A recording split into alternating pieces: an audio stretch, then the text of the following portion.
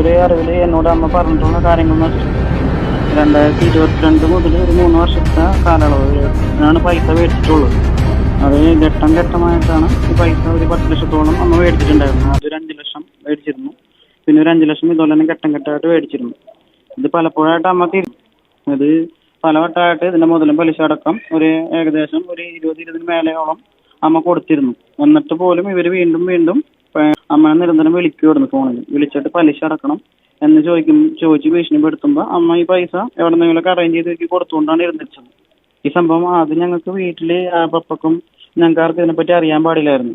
അപ്പൊ ആ ഒരു പേടി മുതലെടുത്താണ് ഇവരിത് ചെയ്തിരുന്നത്. പൈസ തന്നില്ലെന്നുണ്ടെങ്കിൽ ഞങ്ങൾ വീട്ടിൽ വന്ന് അറിയിക്കും, വീട്ടിലൊന്ന് പ്രശ്നം ഉണ്ടാക്കും എന്നൊക്കെ പറഞ്ഞ് ടോർച്ചർ ചെയ്ത് അവിടെ നിന്നൊക്കെ ആയിട്ട് അമ്മ മേടിച്ച് കൊടുത്തുകൊണ്ടിരുന്നത്.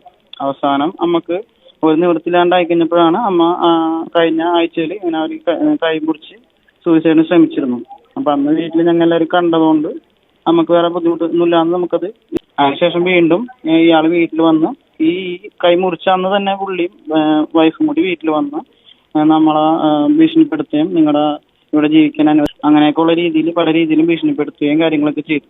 അപ്പൊ അമ്മക്കെന്ന് വെച്ചിട്ടുണ്ടെങ്കിൽ കുറച്ച് പെട്ടെന്ന് ഇങ്ങനെ ടെൻഷൻ ആവുന്ന ഒരു കൂട്ടത്തിലുള്ള ഒരാളാണ്. അപ്പൊ ആ ഒരു ഇതുകൊണ്ടും നമുക്ക് മനോവിഷമം ഉള്ളതുകൊണ്ടും പിന്നെ ഞങ്ങൾ പകല്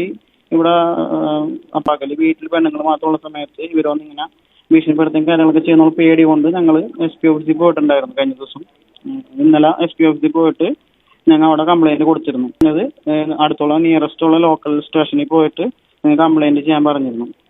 അങ്ങനെ അതിന്റെ ഭാഗമായിട്ട് ഞങ്ങൾ ഇന്നലെ ഇവിടെ നിയറസ്റ്റ് ഉള്ള പറവൂരി പോലീസ് സ്റ്റേഷനിൽ പോയി ഞങ്ങൾ കംപ്ലൈന്റ് കൊടുത്തു.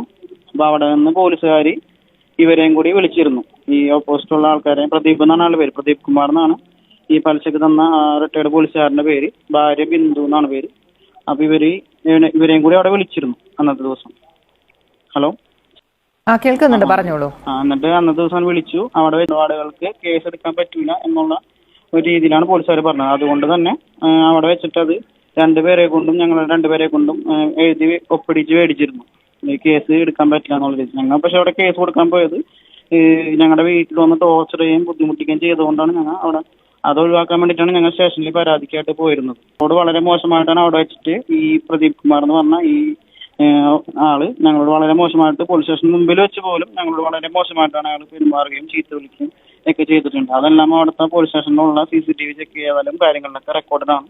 അതല്ലെങ്കിൽ തന്നെ ഞങ്ങളുടെ കുറച്ച് പ്രൂഫുകളും കാര്യങ്ങളായിട്ട് വീഡിയോസ് ഒക്കെ നമ്മുടെ കയ്യിലും ഉണ്ട്. ശേഷം ഞങ്ങൾ അവിടെ പരാതി പറഞ്ഞതിന് ശേഷം അവിടെ നിന്ന് ഞങ്ങൾ 2 കൂട്ടരും വീടുകളിലേക്ക് തിരിച്ചു. അതിനുശേഷം അന്ന് രാത്രി അവിടെ വെച്ചെല്ലാം സോൾവ് ചെയ്തതിന് ശേഷം രാത്രി വീട്ടിൽ വന്ന് അവർ ഇങ്ങനെ ഞങ്ങളോട് വീണ്ടും ഇതുപോലെ തന്നെ വീട്ടിൽ വന്ന് ഭീഷണിപ്പെടുത്തുകയും നിങ്ങളിവിടെ ജീവിക്കാൻ അനുവദിക്കില്ല എന്നുള്ള രീതിയിലൊക്കെ. അതിനുശേഷം ഞങ്ങൾ അന്ന് രാത്രി തന്നെ 112 പോലീസ് വിളിച്ചിട്ടുണ്ടായിരുന്നു.